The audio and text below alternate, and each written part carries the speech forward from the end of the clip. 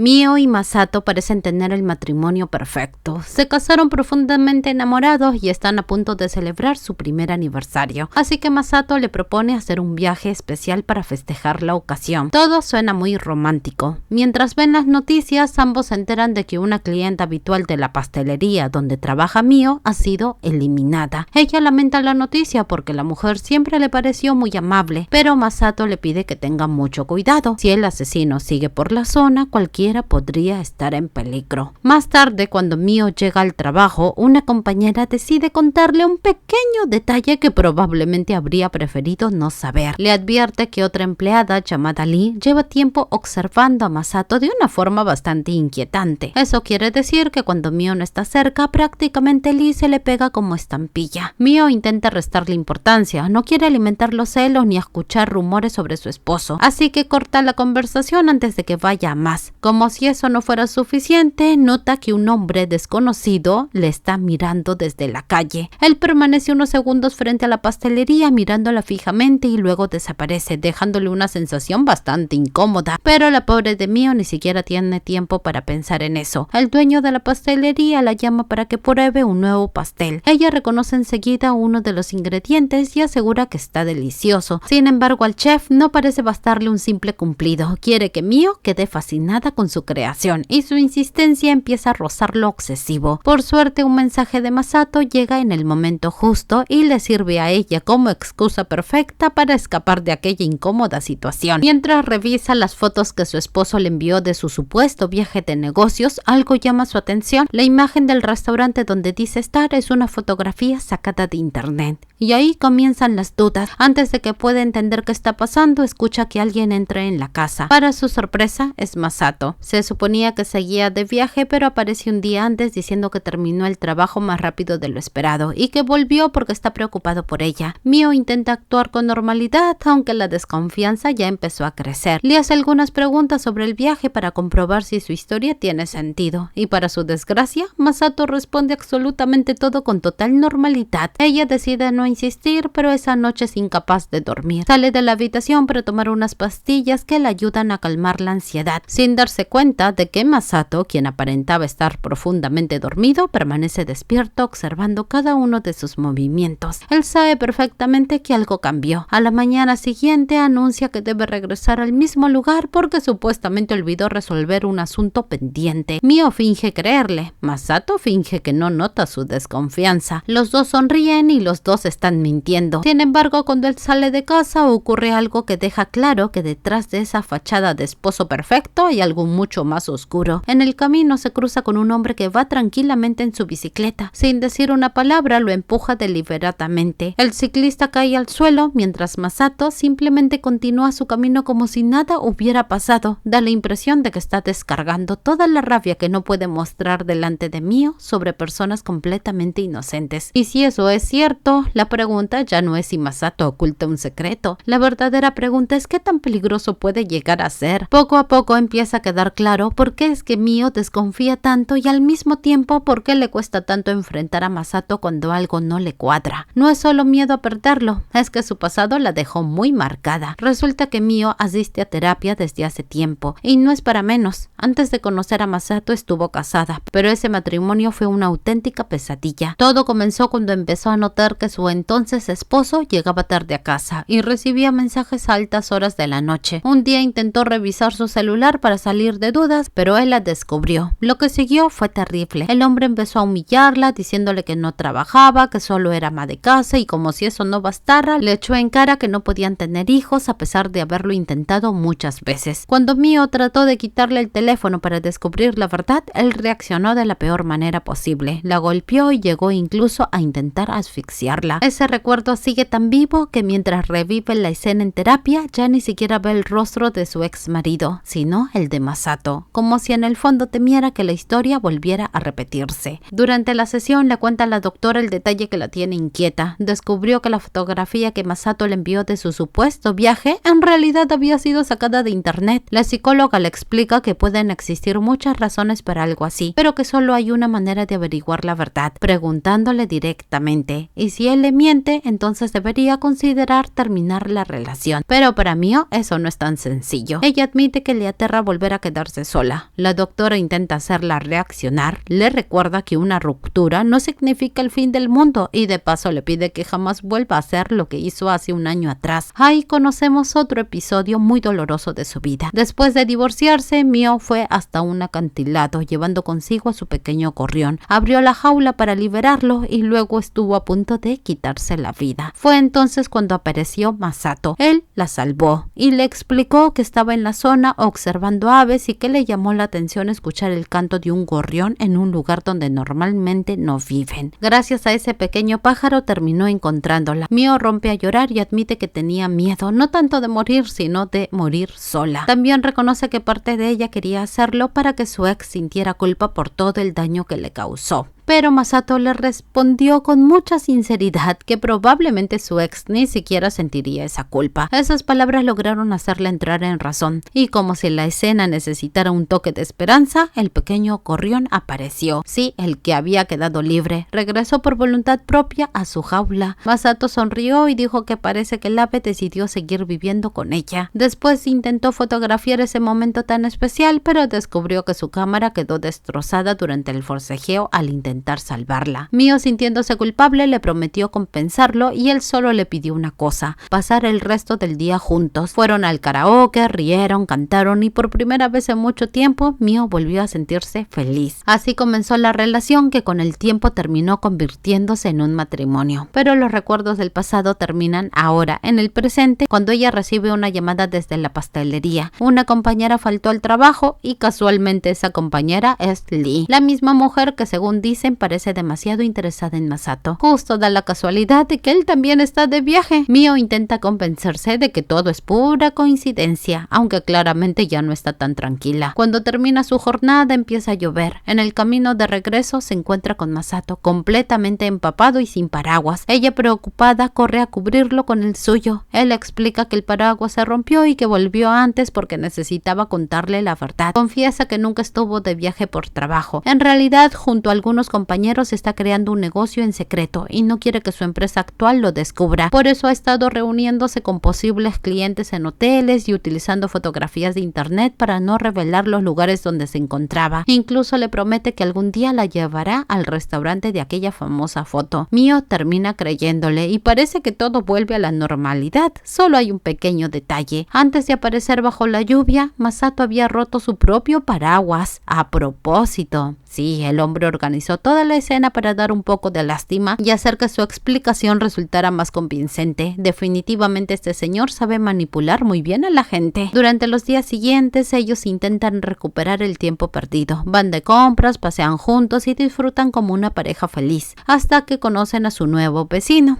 que resulta ser el misterioso hombre que llevaba días observándolos. Se presenta como Ishiguro y aparenta ser un vecino común y corriente. Sin embargo, Mio le cuenta a Masato que también lo vio merodeando cerca de la pastelería. Él inmediatamente le pide que tenga mucho cuidado. Con un asesino todavía suelto por el barrio, acercarse a un desconocido no parece precisamente la mejor idea. Esa noche, mientras cenan, Mio se queda mirando la cicatriz de quemadura que Masato tiene en el brazo. Siempre sintió curiosidad, pero nunca se atrevió a preguntarle. Esta vez es él quien decide contárselo. Cuando era niño, sobrevivió al gran terremoto que hubo en Kobe. Su madre murió en el instante, su padre quedó atrapado bajo los escombros mientras el fuego comenzaba a extenderse. Masato era apenas un niño, intentó ayudarlo, pero no pudo mover los bloques. Su padre solo alcanzó a gritarle que huyera. Él escapó con el brazo gravemente quemado. Desde entonces, esa cicatriz le recuerda que no pudo salvarlo, y por eso cuando encontró a Mio en aquel acantilado, sintió que no podía permitir perder otra vida frente a sus ojos. Mio lo abraza conmovida. Lo que ninguno imagina es que al otro lado de la pared, Ishiguro está escuchando absolutamente toda la conversación. Y para hacer las cosas todavía más inquietantes, en su casa guarda una fotografía, sí, de la periodista asesinada, la que fue eliminada, la que salió en las noticias. Como si eso no fuera suficiente, poco después vemos a Masato reunirse en un elegante hotel con Lee. Sí, la misma compañera que volvió a faltar al trabajo. ¿Casualidad? A estas alturas ya nadie cree en las casualidades. Mientras tanto, en la pastelería pastelería, el chef le propone a Mio convertirse en su asistente. Después de todo, durante la entrevista, ella comentó que soñaba con ser pastelera, pero Mio rechaza la oferta. Dice que viendo el nivel de talento que él tiene, siente que todavía le falta muchísimo para llegar a ese nivel. Aunque siendo sinceros, también influye un poquito que el chef tiene la extraña costumbre de invadir demasiado su espacio personal y cualquiera saldría corriendo. La conversación se interrumpe cuando llegan dos detectives encargados del caso de la periodista asesinada. Quieren interrogarlos porque la víctima no solo apareció muerta cerca de la pastelería, sino que meses atrás les había realizado una entrevista. Mio explica que después de aquel reportaje, la periodista se convirtió en cliente habitual, aunque nunca hablaron de temas personales. El chef, en cambio, parece bastante nervioso. Insiste varias veces en que debe regresar a trabajar porque la masa de sus pasteles se echará a perder. Uno de los policías pierde la paciencia y le recuerda que están investigando un asesinato. Revela que la periodista fue asfixiada, luchó desesperadamente por sobrevivir y luego abandonaron su cuerpo dentro de una maleta en un terreno baldío. Los detalles son tan duros que Mio sale corriendo del lugar, no porque conociera especialmente a la víctima, sino porque esas palabras despertaron el peor recuerdo de su vida. Ella también estuvo a punto de morir asfixiada. Después descubrimos otro dato bastante sospechoso. El chef llevaba tiempo enviándole a la periodista sus postres junto con cartas bastante intensas, donde prácticamente le decía que deseaba verla derretirse con sus creaciones. El problema es que la policía sabe perfectamente que a la periodista ni siquiera le gustaban los dulces. Entonces surge una nueva pregunta. Si seguía visitando la pastelería, ¿lo hacía por el chef o en realidad iba allí por Mio? Ya en casa, Mio le cuenta a Masato todo lo que ocurrió durante el interrogatorio en la pastelería. Él, muy preocupado como siempre, o al menos eso aparenta, le pide que tenga cuidado con el chef pastelero. Mio no cree que su jefe sea capaz de cometer un asesinato, pero tampoco puede negar que últimamente su comportamiento es bastante extraño. Masato aprovecha para contarle que su supuesto nuevo negocio marcha de maravilla porque según él ya consiguió un inversionista. Mientras tanto, Ishiguro no solo escucha las conversaciones de la pareja a través de la pared, sino que además revisa su basura. Entre todo lo que encuentra, solo le llama la atención una póliza de seguro de vida. Después observa una fotografía de la periodista asesinada y se nota que le duele profundamente su muerte. Al menos por ahora, todo indica de que él no fue quien la eliminó. En la pastelería, el chef continúa insistiendo en invitar a Mio a beber a solas. Ella vuelve a rechazarlo educadamente y Masato aparece justo a tiempo para recogerla. Él nota enseguida que el pastelero está demasiado interesado en su esposa. No arma ningún escándalo, pero una vez que están solos le pregunta directamente a Mio si también lo ha notado. Ella responde que no sabe qué pensar, prefiere creer que solo está malinterpretando las cosas. Masato asiente, pero la verdad es que nadie le cree esa cara de esposo tranquilo. Por otro lado, descubrimos qué ocurre realmente con Lee. Después de que una trabajadora sexual sale del departamento del chef, Lee aparece para cobrar el dinero que él le entrega todos los meses. La razón: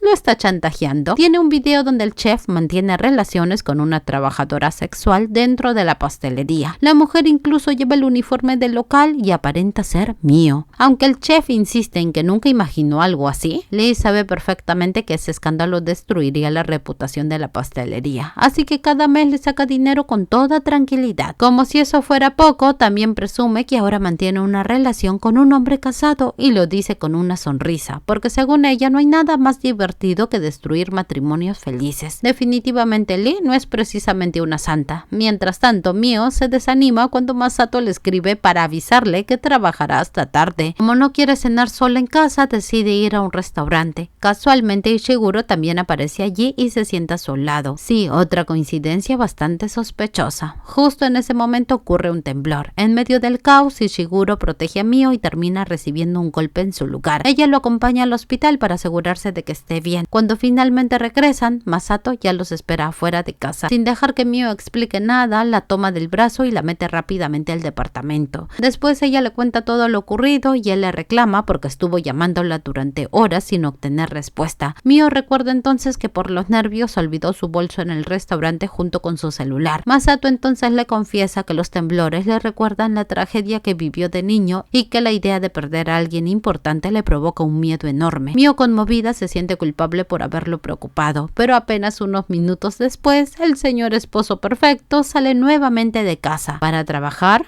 Claro que no, se va a pasar la noche con otra mujer. A la mañana siguiente regresa como si nada hubiera ocurrido. Trata a Mio con el mismo cariño de siempre, mientras ella sigue creyendo que tiene al marido ideal. En otro lugar de la ciudad aparece el cadáver de Lee. También fue asfixiada y todas las sospechas recaen inmediatamente sobre el chef pastelero. La policía descubre que ella lo chantajeaba y encuentra un motivo más que suficiente para detenerlo. Mientras investigan, la pastelería permanece cerrada. Mio está angustiada porque acaba de quedarse sin trabajo. Masato, siempre tan comprensivo de puertas para afuera, le dice que no se preocupe, que deje todo en manos de la policía y que después del viaje que ellos harán ya puede buscar otro empleo. Ella le agradece y le pide que por favor vuelva temprano a casa. Él promete que así será y vuelve a mentir, porque una vez más termina reuniéndose con la misma mujer con la que pasó la noche anterior. Es su amante mayor. A ella también le cuenta el cuento del nuevo negocio y del misterioso inversionista. La mujer enamorada incluso se ofrece a prestarle dinero para hacerlo realidad. Masato primero finge rechazar la ayuda y 5 segundos después ya está aceptando el dinero. Eso sí, ella solo le pide una cosa: que nunca la engañe. Si supiera. Mientras tanto, el chef vive su peor pesadilla. Los análisis de ADN confirman que el semen encontrado en el cuerpo de Lee coincide con el suyo. Él asegura que es imposible, pero la policía ya no le cree nada. Ahora sí, queda oficialmente arrestado. Sin embargo, Ishiguro, al ver la noticia, está convencido de que algo no encaja, y tiene razón, porque el verdadero culpable siempre estuvo mucho más cerca. Todo comenzó la noche en que Lee descubrió que Masato entraba repetidamente a un hotel con la mujer mayor, la famosa inversionista, que en realidad también es su amante. Lee incluso le tomó fotografías y amenazó con mostrárselas a Mio. Masato intentó compensarla de que todo era un malentendido. Ella se rió en su cara, sabía perfectamente que era un mentiroso. Después de eso, ambos terminaron teniendo relaciones, pero Lee cometió un error, grabó un video y además le confesó a Masato que llevaba tiempo chantajeando al chef con aquellas grabaciones dentro de la pastelería. En ese momento él encontró la oportunidad perfecta. La llevó hasta un escondite donde decía ir cuando necesitaba estar solo. Allí puso una sustancia en su bebida y la dejó inconsciente. Después borró el video donde aparecían juntos y utilizó el semen del chef para incriminarlo. Todo estaba perfectamente planeado. Solo faltaba eliminar a Lee. Sin embargo, justo cuando iba a asfixiarla, ocurrió el temblor, la misma tragedia que él decía temer frente a Mio. Pero la realidad era completamente distinta. Masato sonreía. Los terremotos no le provocaban miedo, le daban una extraña sensación de placer. Lee despertó desorientada e intentó escapar. No llegó muy lejos. Masato terminó asfixiándola con una frialdad escalofriante. En el presente continúa interpretando el papel del esposo perfecto. Incluso llama a su amante mayor para decirle que debe escapar porque hay personas peligrosas siguiéndolo. Sí, cómo no. Le promete duplicar su inversión y hasta casarse con ella. La mujer vuelve a creerle, porque al parecer Masato tiene un talento especial para hacer que todos confíen en él. Mientras tanto, Mio sigue convencida de que tuvo la suerte de encontrar al hombre ideal. La única que empieza a notar que algo no anda bien es su psicóloga. Ella comprende que Mio ha desarrollado una fuerte dependencia emocional hacia Masato y que su trastorno límite de la personalidad se ha agravado. Ahora que perdió su trabajo y pasa casi todo el día sola en casa, su ansiedad no deja de crecer. Y lo peor de todo es que sigue sin imaginar que el mayor peligro no está en el vecino ni en el chef pastelero, sino durmiendo cada noche a su lado. Mientras todo el mundo señala al chef pastelero como el asesino, hay alguien que simplemente no se traga esa historia. Ese alguien es Ishiguro y por fin descubrimos quién es él realmente. No es un vecino entrometido ni un acosador cualquiera. En realidad es periodista de una revista semanal y además fue el jefe y mejor amigo de la periodista asesinada. Por eso no piensa detenerse hasta descubrir quién la eliminó. Convencido de que el chef es inocente, decide visitarlo en prisión. El pastelero sigue negándolo todo. No solo lo acusan del asesinato de Lee, sino también de la periodista, ambas eliminadas exactamente de la misma manera. Ishiguro le cree y entonces le revela algo que lo deja helado. Él ya sabe quién es el verdadero asesino, Masato, y está dispuesto a desenmascararlo cueste lo que le cueste. Pero ¿cómo llegó a sospechar precisamente de él? Bueno, todo empezó gracias a la periodista asesinada. Tiempo atrás ella le contó que investigaba una extraña muerte ocurrida dentro de su propia familia. Sí, su tía Aya, una mujer millonaria y muy querida, se había casado con un hombre mucho más joven y extremadamente amable. Poco tiempo después murió de un supuesto ataque al corazón. Como Aya ya padecía de esa enfermedad, nadie nadie sospechó nada, excepto su sobrina, la periodista. Durante el funeral, ella notó pequeños detalles en Masato. El viudo fingía llorar, pero no le salía ni una sola lágrima. Parecía más interesado en que la ceremonia terminara cuanto antes que en despedir a su amada esposa. Aquello despertó todas sus alarmas. Ishiguro, al escucharla, se ofreció a ayudarla con la investigación, pero ella prefirió hacerlo sola. Antes de despedirse, él le regaló un pequeño amuleto de la suerte, un gesto que en ese momento parecía no tener mayor importancia. En la actualidad, Ishiguro carga con una enorme culpa. La última vez que vio a su amiga, ella solo alcanzó a decirle que la investigación sobre el esposo de su tía empezaba a volverse demasiado peligrosa y poco después apareció muerta. Por eso ahora está dispuesto a perder incluso su trabajo con tal de descubrir la verdad. Hasta alquiló un departamento junto al de Mio y Masato para vigilarlos de cerca. En busca de respuestas, visita después a la madre de la periodista. La mujer le devuelve el mismo amuleto que él le había regalado antes. Al principio parece un simple recuerdo, hasta que Ishiguro descubre que en su interior hay una memoria oculta. Sí, su amiga escondió toda la investigación dentro de un amuleto. ¿Y qué fue lo que había descubierto de Masato? Te contaré primero que la historia que él le contó a Mio resulta ser una mentira. El terremoto en Kobe sí ocurrió. Masato sí estuvo allí, pero no exactamente como él lo narró. Cuando era niño vivía junto a su hermana menor, Akane. Ambos crecieron en un hogar donde el cariño brillaba por su ausencia. Su madre era irresponsable, prefería pasar el tiempo con su marido antes que alimentar a sus propios hijos. Los pequeños pasaban hambre constantemente. Masato incluso robaba comida para que su hermanita pudiera comer. Cuando el padrastro descubrió lo que hacía, comenzó a torturarlo. Le quemaba el brazo con cigarrillos. Así fue como aparecieron realmente esas cicatrices. El día del terremoto, curiosamente, los dos niños estaban fuera de la casa. Su madre los había dejado afuera, otra vez soportando el frío, mientras ella permanecía dentro con su esposo. Y paradójicamente, ese abandono terminó salvándoles la vida. Cuando Masato entró entre los escombros, encontró a su madre ya muerta. El padrastro sí seguía vivo, pero estaba atrapado y pidiendo ayuda desesperadamente. Le suplicó que lo salvara. Masato sí hizo algo, pero no precisamente ayudarlo. Lo golpeó hasta acabar con su vida. Después tomó de la mano a su hermana y ambos quedaron huérfanos. Con el tiempo fueron separados. Akane fue adoptada por unos familiares. Masato terminó creciendo en un orfanato. Aún así, nunca dejaron de comunicarse. Se escribían cartas constantemente, solo que ambos se mentían para no preocupar al otro. Masato le decía que trabajaba en una gran empresa, pero la realidad es que dirigía una organización dedicada a realizar estafas telefónicas. Akane, por su parte, le contaba ilusionada que algún día sería maestra de guardería. Lamentablemente, en el presente permanece hospitalizada, inconsciente por razones que todavía desconocemos. Masato la visita con frecuencia, le lleva flores, le lee cuentos que compartían cuando eran niños y permanece a su lado esperando que despierte. Es uno de los pocos momentos donde parece mostrar emociones auténticas. Toda esa información fue descubierta por la periodista. Durante su investigación llegó incluso al orfanato donde supuestamente había crecido el misterioso esposo de su tía. Allí le mostraron una antigua fotografía, la única que tenían. En ella aparecían dos niños muy unidos. Uno de ellos tenía exactamente la misma cicatriz en el brazo. La periodista creyó haber encontrado al hombre que buscaba, pero la encargada del orfanato la corrigió inmediatamente. Ese niño no era Masato. Masato era el otro pequeño que aparecía a su lado, y en ese instante quedó claro que alguien había robado la identidad de otra persona. La periodista se terminó de dar cuenta de todo. Cuando fue al hospital, allí se quedó completamente helada al verlo visitando a su hermana Akane. Con esa simple visita confirmó algo aterrador. El hombre que conocía como Masato no era el verdadero Masato. Había robado la identidad de su mejor amigo del orfanato. Y si él estaba vivo usando ese nombre, ¿qué había pasado con el verdadero entonces? ¿Lo había asesinado? Lamentablemente, la periodista nunca pudo terminar su investigación porque Masato la silenció para siempre. Aún así, antes de morir, tuvo el tiempo suficiente para esconder toda la información en aquella memoria secreta dentro del amuleto. Gracias a eso, Ishiguro lleva todas las pruebas a la policía y les exige investigar a fondo al esposo de Mio. Mientras tanto, nosotros por fin descubrimos toda la verdad sobre el pasado de Masato. Su hermana Akane había terminado hospitalizada porque todos creían que intentó quitarse la vida. Ese golpe destrozó por completo a Masato y, como si fuera poco, la policía ya lo perseguía por dirigir una organización de estafas telefónicas. Él huyó y terminó trabajando en un salón de tragamonedas, y allí, por coincidencias de la vida, volvió a encontrarse con su viejo amigo del orfanato, el verdadero Masato. Ambos salieron a beber, todo parecía un emotivo reencuentro, hasta que el falso Masato decidió que era más práctico robarle la vida. Esperó a que se quedara dormido, tomó todos sus documentos, incendió la habitación y dejó que todos pensaran que el cadáver calcinado era el suyo. Así la policía dejaría de perseguirlo. Problema resuelto. Después fue aún más lejos. Robó el dinero que el verdadero Masato había ganado en apuestas de caballos. Utilizó ese dinero para someterse a una cirugía estética y construyó una identidad completamente nueva. Después fue aún más lejos. Robó el dinero que el verdadero Masato había ganado en apuestas de caballos. Utilizó ese dinero para someterse a una cirugía estética y construyó una identidad completamente nueva. Solo conservó una cosa: las cicatrices de quemaduras en el brazo. El único recuerdo de quien había sido realmente. Más adelante comenzó a trabajar como acompañante masculino. Fue allí donde conoció a Aya. Ella era una de sus clientas. Cuando un compañero celoso quiso meterse con él, Aya lo ayudó. Masato pensó que acercándose un poco más a esa mujer millonaria podría cambiar su suerte, pero Aya no era tan fácil de conquistar. Le dijo algo que lo marcó profundamente: tener una cara bonita no basta. Ella buscaba un hombre inteligente, culto y con conversación. Si quería volver a verla, primero debía convertirse en alguien digno de ella. Y vaya que se tomó esas palabras demasiado en serio. Él estudió y se preparó. Después de unos años, finalmente regresó para buscarla. Esta vez sí logró conquistarla. Se casaron, vivían tranquilamente mientras él cuidaba de la delicada salud de Aya. Pero apenas 2 meses después, ella murió de un supuesto ataque al corazón. Qué conveniente,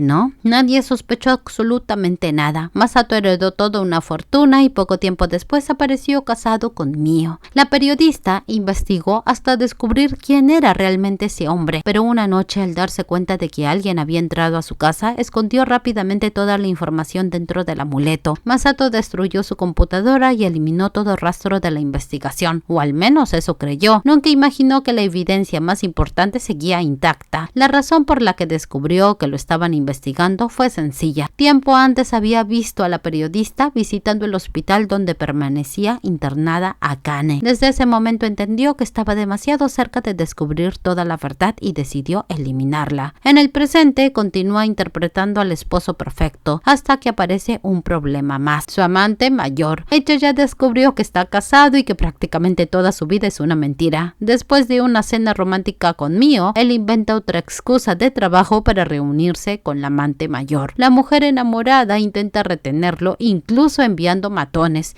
Grave error. Masato los derrota sin demasiados problemas. La deja con vida, pero deja claro que eso que ella siente no es amor. Después de todo, él ya tiene otro plan. Ha pasado un año entero construyendo la relación perfecta con Mio. Ella nunca fue únicamente su esposa, fue su siguiente proyecto, su siguiente víctima. Cuando la elimine, cobrará el seguro de vida y utilizará ese dinero para trasladar a su hermana a otro país. Sí, todo estaba calculado desde el principio, y aquí es donde Mio vuelve a tomar una de esas decisiones que hacen que uno quiera atravesar la pantalla para hacerla reaccionar. Ishiguro le cuenta toda la verdad, le explica quién es realmente Masato, le dice incluso que planea asesinarla. ¿Y qué hace Mio? Pues no le cree, se molesta con él y encima decide irse al viaje planeado para celebrar su aniversario, porque claramente unas vacaciones en medio de las montañas con un asesino serial parecen una excelente idea. Una vez allí, Masato pone somníferos en su bebida y llama él mismo a la policía fingiendo que su esposa ha desaparecido. Todo estaba preparado para hacer creer que Mio había vuelto a intentar quitarse la vida. Cuando ella escucha la llamada, comprende por fin que Ishiguro sí le decía la verdad. Masato intenta volver a dormirla, pero Ishiguro ya los había seguido. Aparece justo a tiempo y pelea con él. Durante el forcejeo, Masato se golpea la cabeza e Ishiguro aprovecha para escapar junto a Mio. Mientras recupera el conocimiento, Masato recuerda el verdadero motivo por el que hace todo esto: Akane, su querida hermana. Ella nunca intentó eliminarse, sí quería convertirse en maestra de guardería, pero trabajaba como acompañante para pagar sus estudios. Tenía un novio, pero aquel hombre terminó empujándola brutalmente. Fue así como ella quedó en coma. Todos pensaron que había intentado quitarse la vida, pero Masato descubrió la verdad y, siendo Masato, decidió hacer justicia a su manera. Lo eliminó. Mientras tanto, la policía obtiene nuevas pruebas. El chef queda libre. Además, descubren que Aya no murió por causas naturales, fue envenenada. Ahora toda la investigación apunta directamente hacia Masato, pero él ya alcanzó a Ishiguro y a Mio. Los encuentra y vuelve a enfrentarse con ellos. Cuando está a punto de matar a Ishiguro, Mio reúne todo el valor que nunca creyó tener y lo hiere para salvarlo. Los dos escapan hasta una cueva donde encuentran un cadáver que lleva allí desde hace bastante tiempo, pero no hay tiempo para procesar procesarlo, Masato vuelve a encontrarlos. Justo entonces ocurre otro terremoto. Todos terminan cayendo entre las rocas. Milagrosamente sobreviven, hasta el pequeño gorrión de Mio, que Masato había liberado antes, termina guiándolos hacia la salida. Sí, en este drama hasta el pájaro hace más que algunos policías. Cuando por fin creen estar a salvo, Masato aparece otra vez, embiste el automóvil en el que viajan y provoca un brutal accidente. Increíblemente, todos siguen vivos. Entonces Masato coloca el anillo de matrimonio en el dedo de Mio. Se pone también el suyo. Le pide que cierre los ojos. Ella, llorando, le hace caso. Por un segundo parece que todavía existe algo de amor, pero no. Solo intenta estrangularlo una vez más. La explosión de uno de los vehículos cambia el destino de ambos. Mio termina empujándolo para salvarle la vida. Sí, después de todo lo que él le hizo, todavía intenta salvarlo. Masato la mira por última vez, le dice adiós y desaparece entre las montañas. Tiempo después encuentran unos restos calcinados junto con su anillo de matrimonio. Todos creen que murió. Mio también lo cree. Luego Ishiguro publica toda la historia. Sus revistas se venden como pan caliente. Por su lado, el chef recupera su libertad. Mio vuelve a trabajar en la pastelería y poco a poco comienza a cumplir su sueño de convertirse en pastelera. Además, recibe una noticia inesperada. Está embarazada. Después de pensar que nunca podría ser madre. El bebé es de Masato, pero el verdadero giro llega en los últimos minutos. El detective habla con Ishiguro, solo para confirmar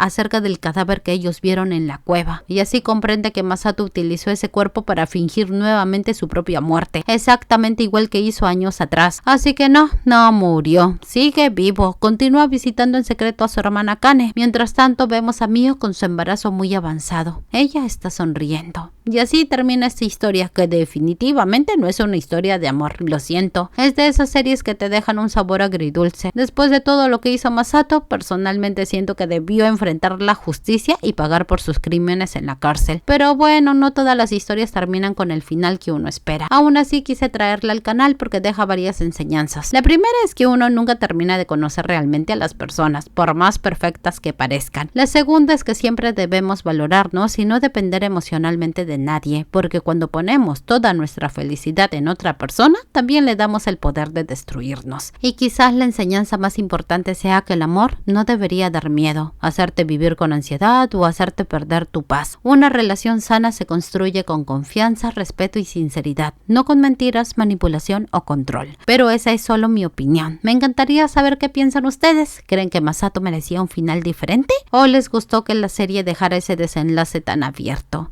Ahora sí, me despido. Muchísimas gracias por llegar hasta aquí. Si les gustó el resumen, no olviden apoyar el canal con un me gusta, dejar su comentario, suscribirse y activar la campanita para no perderse los próximos videos. Nos vemos en la próxima.